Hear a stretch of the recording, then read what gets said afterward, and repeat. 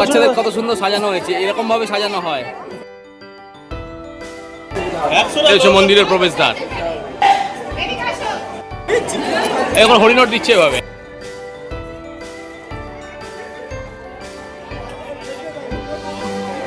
এই মন্দিরে কিন্তু শনিবার আর মঙ্গলবার কিন্তু বিশেষ পুজো হয়। বাবার দুধ পুকুর,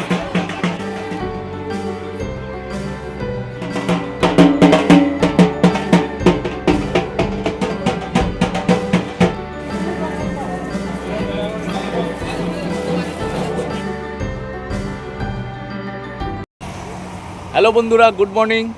আজকে সকালে চলে এসেছি আর একটা নতুন ভিডিও নিয়ে। দেখুন বাহন নিয়ে বেরিয়ে পড়েছি। তো আজকে যে মন্দিরে যাব সেটা তো আপনাদের সাথে এক্সপ্লোর করবই, বড় কাছারি। তো এই রাস্তা দিয়ে যেতে হয় বড় কাছারি। তো এই রাস্তা যাওয়ার পথে একটা নতুন মন্দির পড়লো, সেই মন্দিরটা আমি দর্শন করব এবং আপনাদেরও দর্শন করাবো। দেখুন বন্ধুরা, এই রাস্তা ধরে যাব আমরা বড় কাছারি। তো রাস্তার ধারে এই মন্দিরটা পড়লো, আমরা দর্শন করছি মন্দিরটা। দেখুন মন্দিরটা খুবই সুন্দর। এই হচ্ছে মন্দিরের গেট। চলুন আমরা মন্দিরে প্রবেশ করব। এই আমরা মন্দিরে প্রবেশ করছি। এই দেখুন মন্দিরে প্রবেশ করেই এখানে একটা শিব মন্দির আছে, খুব সুন্দর। উপরে নাম লেখা দেখুন অমরনাথ। পাশেই রয়েছে একটা স্বামী বিবেকানন্দের মূর্তি, এই দেখুন। তার পাশে একটা তুলসী মঞ্চপ। তুলসী মঞ্চপটা খুবই সুন্দর। আর এই হচ্ছে মন্দিরটা দেখুন। এই যে ক্লাবটা দেখছেন পঞ্চানন সেবা সংঘ, এই ক্লাবের উদ্যোগেই কিন্তু এই মন্দির। ভারী সুন্দর মন্দিরটা। চলুন একটু, এখন মন্দিরে কাজ চলছে বলে দেখানো যাবে না, ভাইয়েরা বললেন। তো একটু ভেতর থেকে আর কি বাইরে থেকেই দেখিয়ে দেবো, দর্শন করাবো। এখানে দেখুন একটা চৈতন্যদেবের মূর্তিটা করেছে, খুব সুন্দর মূর্তিটা। দেখুন পুকুরটাও কিন্তু বিশাল বড়, এই মন্দিরেরই পুকুর ধরতে পারেন বা ক্লাবেরই। খুব সুন্দর পুকুরটা।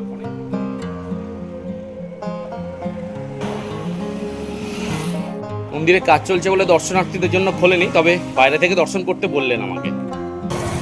দেখুন ভেতরে শিব এবং পার্বতী। পশ্চিমবঙ্গের দক্ষিণ 24 পরগনা জেলার বিষ্ণুপুরের কাছে ঝিকুরবেড়িয়া গ্রামে অবস্থিত এটি একটি 250 বছরের পুরানো ঐতিহ্যবাহী শিব মন্দির, যেখানে ভক্তরা তাদের মনস্কামনা লিখে অশ্বত্থ গাছের নিচে বেঁধে দিয়ে যান। এই মন্দিরে ট্রেনে আসতে চাইলে শিয়ালদা দক্ষিণ শাখা থেকে আপনাকে বজবজ লোকাল ধরে বজবজ নেমে তারপর সেখান থেকে অটো ধরে চড়িয়াল মোড়, তারপর সেখান থেকে আবার অটো ধরে আপনাকে আসতে হবে বাঁকড়াহাট। এই বাঁকড়াহাট থেকে আবার আপনাকে টোটো করে 10 টাকা ভাড়া দিয়ে যেতে হবে এই মন্দির অবধি। ঠাকুরপুকুর বা আমতলা থেকে বাঁকড়াহাট রোড ধরে এখানে পৌঁছানো যায়। SD8 বাস স্ট্যান্ড, এই যে মোড়টার নাম হচ্ছে বিবিরহাট মোড়। আপনারা যদি আমতলা দিয়ে আসেন তাহলে কিন্তু এই রাস্তাটা দিয়ে আসবেন। আমতলা দিয়ে এলে সোজা চলে গেলে বড় কাছারি, বাঁকড়াহাট এবং এইদিকে হচ্ছে জোকা। এই আমরা এসে দাঁড়িয়েছি, এটা বিবিরহাট মোড়। এই দেখুন এই যে রাস্তাটা দেখছেন, এই রাস্তাটা দিয়ে কিন্তু যাওয়া যায়। যদি বড় গাড়ি নিয়ে আসেন আপনারা, বড় গাড়ি, সেই গাড়িতে করে আপনারা হয়তো বাচ্চা বা সমস্ত দর্শনার্থীদেরকে নিয়ে এসছেন, তখন কিন্তু এই রাস্তাতেই যেতে হবে। এদিকে গাড়ি পার্কিং আছে, আগে থেকেও যাওয়া যায়। আগে বাঁকড়াহাট হাই স্কুলের পাশ দিয়ে ডান দিক দিয়ে রাস্তা, আমরা যাবো ওই রাস্তাটা দিয়ে। ছোট গাড়ি আনলে ওটার জন্য, বড় গাড়ি আনলে এই রাস্তাটা। বন্ধুরা এটা বাঁকড়াহাট মোড়, আমরা এদিক থেকে এসছি। আর এই যে স্কুলটা দেখতে পাচ্ছেন, এই যে স্কুল, ঠিক স্কুলের পাশ দিয়ে যে রাস্তাটা চলে গেছে, এই যে রাস্তাটা, এই রাস্তা দিয়ে গেলে কিন্তু আপনার 3 থেকে 4 মিনিট লাগবে বড় কাছারি মন্দির। বন্ধুরা আমরা বড় কাছারি পৌঁছে গেছি। বড় কাছারিতে ঢুকলেই প্রথমে দেখতে পাবেন এরকম সব স্টল। দেখুন এই দেখুন, আমরা একটা যে দেখুন যেটা নির্মাল্য ভাণ্ডার। এই দেখুন আমরা এখানে ডালা নেব, এখানে থাকারও ব্যবস্থা রয়েছে। এই দেখুন, আর এখানে এই যে গাড়ি পার্কিং করতে হয়, এই যে বড় স্পেস, এখানে গাড়ি পার্কিং করতে হয়। আলাদা করে জুতো রাখা বা এর জন্য কোনো পয়সা লাগে না। আপনারা এই দোকান থেকে ডালা নেবেন, তার মানেই এনারা সব ব্যবস্থা করে দেবেন। এখানে আরাম করারও ব্যবস্থা রয়েছে। দেখুন দাদা ডালা কিরকম কি দাম আছে? 50 টাকা আছে, 100 টাকা আছে, 151 টাকা। সবচেয়ে কম কত? 51। এখন সবচেয়ে কম 51। তারপরে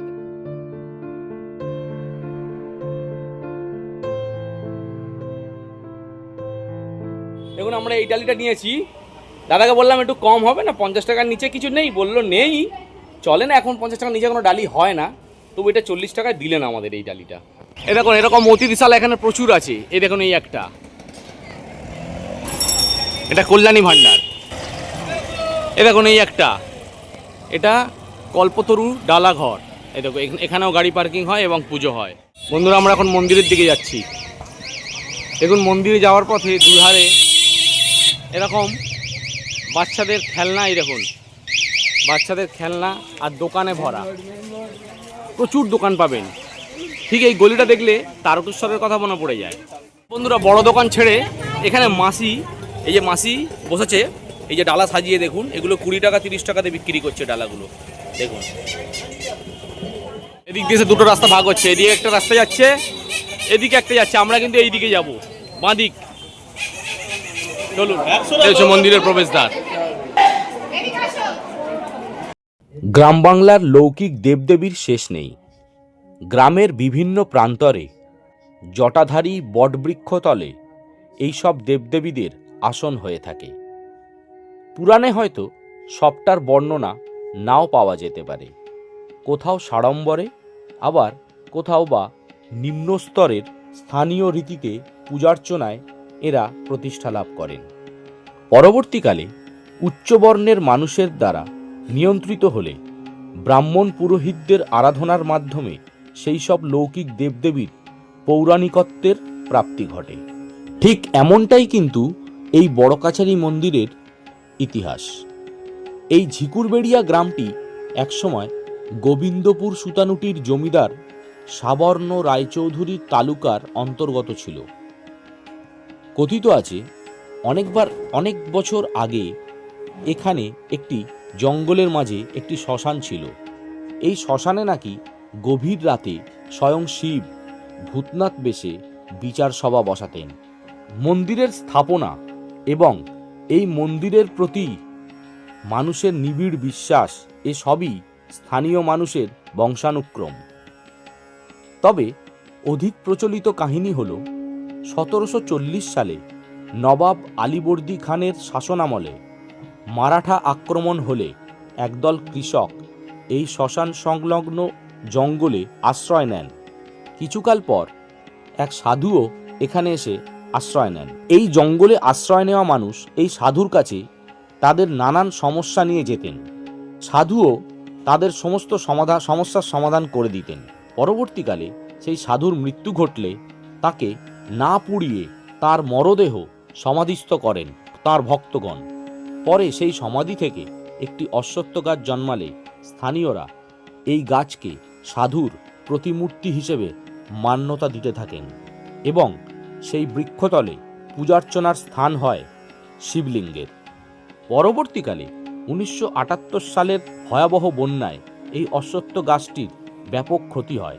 পরে ভক্তদের ইচ্ছানুসারে একটি নতুন অশ্বত্থ গাছ বসিয়ে তার চারপাশে গোলাকার বেদি নির্মাণ করা হয়। বিশ্বাস কিন্তু আগের মতোই একই রয়ে যায়।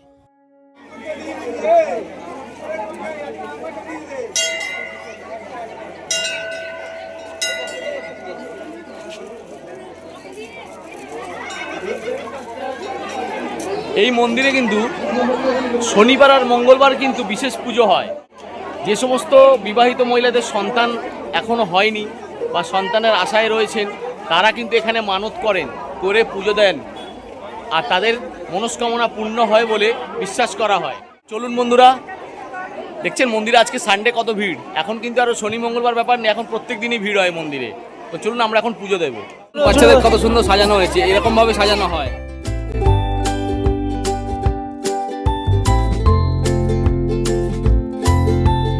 পুরীর মতো কিন্তু এখানেও খাজা পাওয়া যায়। দেখুন বন্ধুরা, পুজো দেওয়া হয়ে গেছে, এখন আমাদের খিদে পেয়েছে, একটু টিফিন করতে হবে। দেখুন এই দোকানটা ঢুকলাম, পেটাই পরোটা খাবো, একটু খাবার নিয়েছি। 150 গ্রাম পরোটা এখানে বলছে 30 টাকা। তো বুঝতেই পারছেন তীর্থস্থানে একটু খাবারের দাম বেশিই হয়। দেখুন আমার প্লেটটা, 150 পরোটা আর একটা জিলিপি নিয়েছি।